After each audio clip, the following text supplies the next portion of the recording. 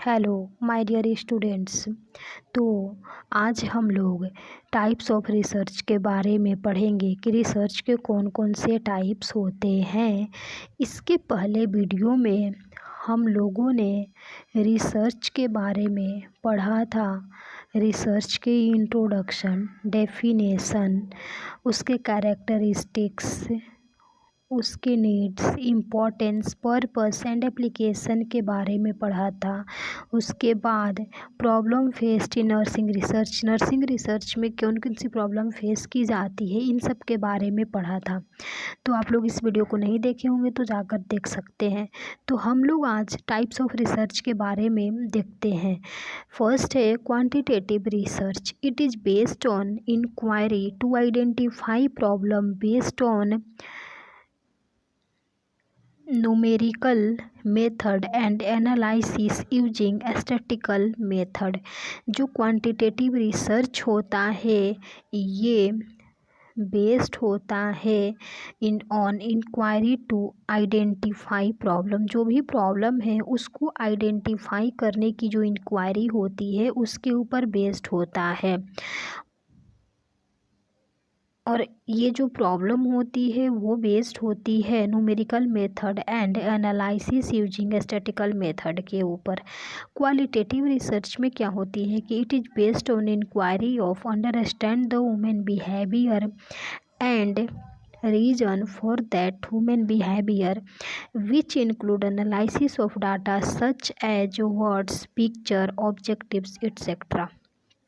जो qualitative research होता है ये बेस्ड होता है जो भी ह्यूमन बिहेवियर है उसको अंडरस्टैंड करने की इंक्वायरी एंड ह्यूमन बिहेवियर का क्या रीज़न है, वो इस तरह से बिहेव क्यों कर रहा है, उसके रीज़न के ऊपर बेस्ड होता है। जिसके अंदर इंक्लूड होता है डाटा का एनालिसिस करना such as words, picture, objects वगैरह एट्सेट्रा। उसके बाद अप्लाइड रिसर्च होता है third types. It refer to focus on immediate finding the solution to an existing problem. Applied research क्या होता है कि इसके अंदर जो भी एग्जिस्टिंग प्रॉब्लम है उसके सॉल्यूशन को इमीडिएटली फाइंड आउट किया जाता है। इसके अंदर उसी के ऊपर फोकस किया जाता है कि जितना जल्द से जल्द हो सके अपन प्रॉब्लम के सॉल्यूशन को फाइंड आउट करें। It is use to solve the problem, make decision and evaluation and develop something new. इसके अंदर क्या होता है कि यूज किया जाता है प्रॉब्लम को सोल्व करने में, डिसीजन को बनाने में एंड इवेल्युएशन करने में। उसके बाद इसके अंदर कुछ नया चीज़ भी डेवलप किया जाता है, उसको अप्लाई रिसर्च बोलते हैं।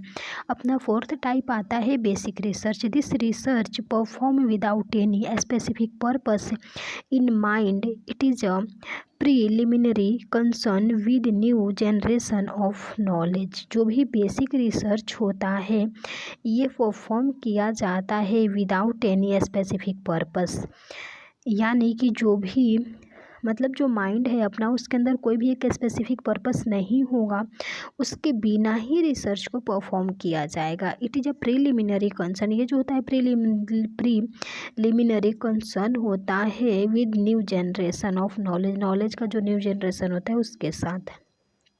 उसके बाद हम लोग रिसर्च के स्कोप के बारे में देखेंगे कि रिसर्च की क्या क्या स्कोप होती है। Scope of research help in strengthening areas such as nursing education, nursing practice, nursing administration.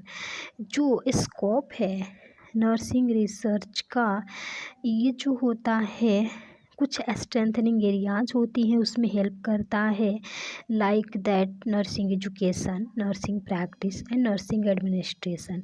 First है अपना रिसर्च इन नर्सिंग प्रैक्टिस, यानी कि स्कोप क्या होता है रिसर्च का नर्सिंग प्रैक्टिस में।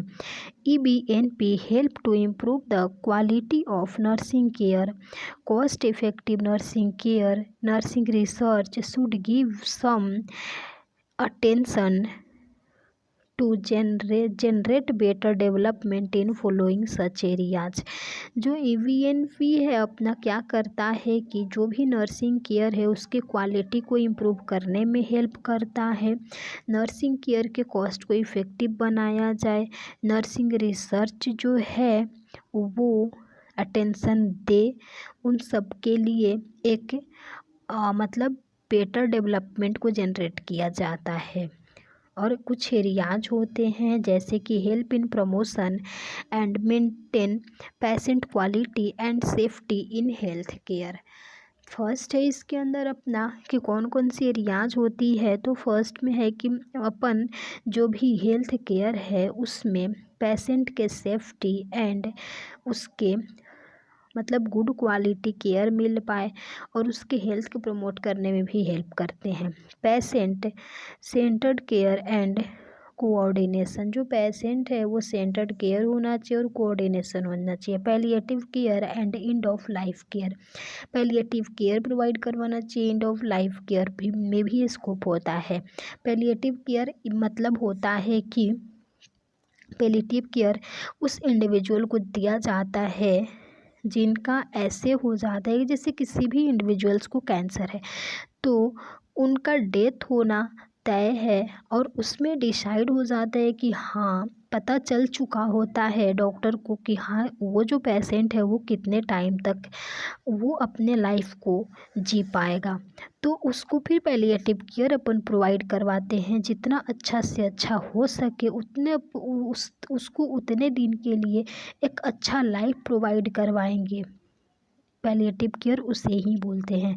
Home care and community health care, home care में भी होती है, कम्युनिटी हेल्थ केयर में होती है। Nursing working environment and holistic care में होती है। Promotion of health specially in elderly people में होती है। उसके बाद सेकेंड है scope of nursing research in education, यानी नर्सिंग एजुकेशन में नर्सिंग रिसर्च का क्या स्कोप होता है। फर्स्ट है it help to refine knowledge, teaching, learning method and environment, ये जो होता है नॉलेज को रिफाइन करने में हेल्प करता है, टीचिंग में हेल्प करता है, लर्निंग मेथड में, इन्वायरमेंट में हेल्प करता है। सेकेंड है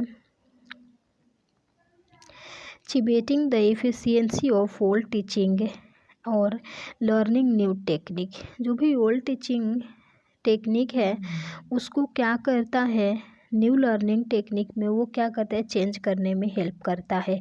resolve the issue in nursing department, जो भी नर्सिंग डिपार्टमेंट की इशूज हो रही है उसको रिसोल्व करने में भी हेल्प करता है।